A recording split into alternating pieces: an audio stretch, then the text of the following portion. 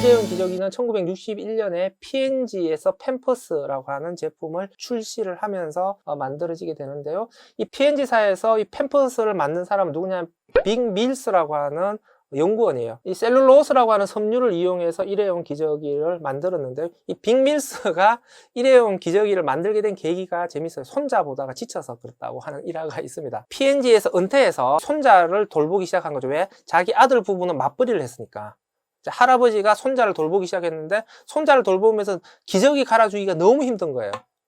그래서 기저귀를 좀 더 편하게 할 수 있는 방법이 뭘까라고 하는 걸 생각하다가 이 셀룰로스를 이용해서 일회용 기저귀로 하는 방법들을 생각을 하게 돼서 다시 P&G사로 들어가서 연구원들을 모아서 팸퍼스라고 하는 제품을 만들었다라고 얘기를 합니다. 그래서 밀스를 일회용 기저귀의 아버지다라고 얘기를 하는데, 사실은 일회용 기저귀의 할아버지다라고 볼 수가 있겠죠. 일회용 기저귀와 관련해서는 지금은 환경적인 관점에서는 일회용품을 남용하게 된 주범으로 비난을 받게 되는데, 당시로서 보게 되면은 이 일회용 기저귀는 가사 노동의 부담들을 획기적으로 줄여준 진보적인 상품으로 평가를 받습니다. 그러니까 이게 일회용 비닐봉투도 마찬가지고, 그 제품의 평가라고 하는 것은 시대에 따라서 극과 극을 달리게 된다라고 하는 것을 볼 수가 있는데요. 어쨌든 현재 시점에서는 이 일회용품의 남용으로 인한 환경 문제가 커지기 때문에 이제 일회용이 아니라 다회용 시대로 가야 된다라고 얘기를 하는 것이죠. 페트병의 경우에는 1974년에 듀폰사의 나다니엘 웨스라고 하는 사람이 최초로 개발을 합니다. 그러니까 폴리에스터라고 하는 섬유는 1940년대 이미 개발이 되었는데, 이것을 병으로 만드는 것은 1970년이 되었어야 가능해졌다라고 하는 것이죠. 처음에는 유리병에 담아서 음료를 판매를 했을 거 아닙니까? 이 유리병을 플라스틱 병으로 대체하자라고 하는 것인데요. 이 유리병을 플라스틱 병으로 대체하는데 처음에는 P나 PP병을 사용해서 담으려고 했는데, 탄산이 들어가는 음료 같은 경우에는 굉장히 강한 압력이 발생하거든요.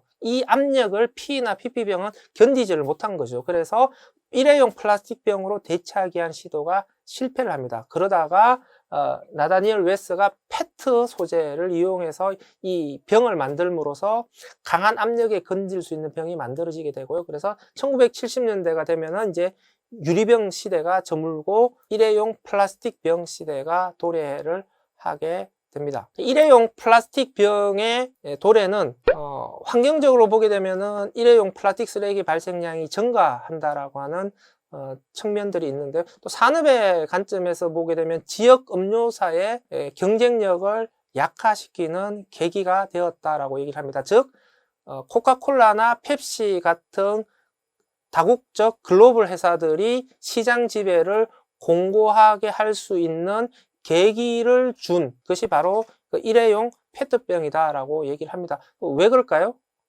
이유는 뭐냐면, 유리병을 사용을 하게 되면은 세척해서 재사용을 해야 되잖아요. 그러면 물류 비용이 굉장히 증가를 하게 됩니다. 그러면 공장하고 멀리 떨어진 곳에서는 물류 비용 때문에 그 시장까지 그 제품을 갖다 주는 게 부담이 돼요. 그렇기 때문에 지역에 있는 음료 회사가 지역 시장에서는 훨씬 더 유리한 위치를 차지하게 되는 것이죠.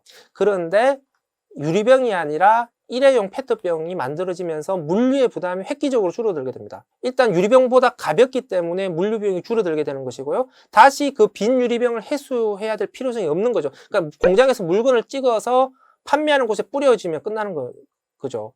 그러면서 지역 음료 회사들을 붕괴시키고 대기업들이 시장을 장악할 수 있는 무기를 지어준 것들이 바로 일회용 페트병이었다라고 볼 수가 있겠습니다.